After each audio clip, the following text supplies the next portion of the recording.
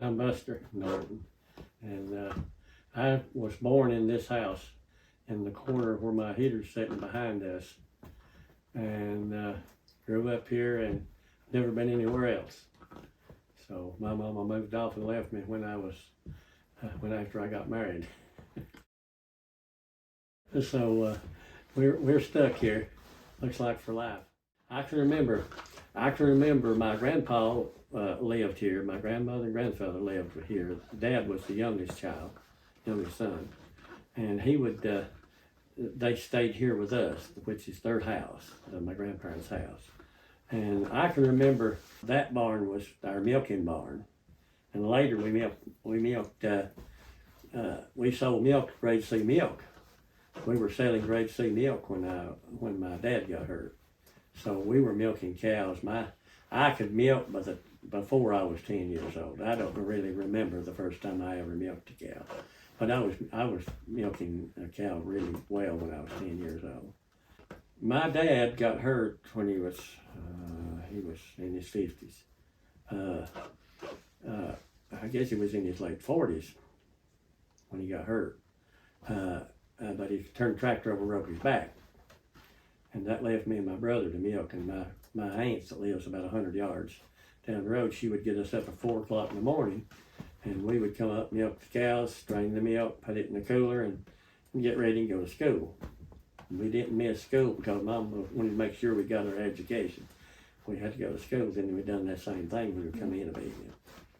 And that old barn stood till I actually tore the barn down.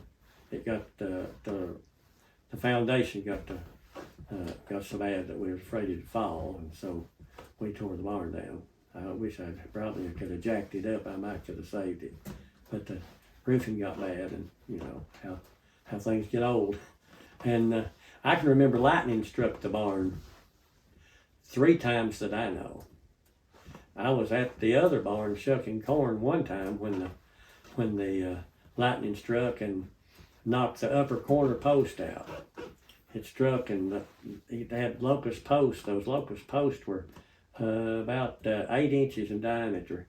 I was in the upper barn, and it felt funny because it would make the hair, lightning that close will make the hair stand up on your head with electricity. I mean, it does, it'll make your skin crawl.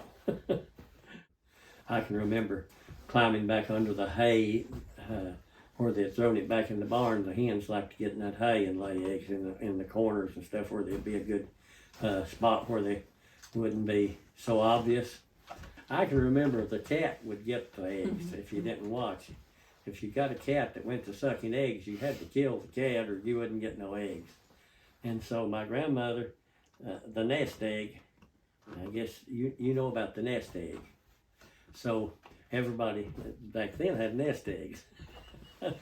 So, but my cat got to getting the nest egg, and if you lost the nest egg, a lot of times the hen would quit laying in that and go to another one. So I got this idea that I could use something else for a nest egg, and I whittled out a couple of wooden eggs and made nest eggs out of a piece of wood.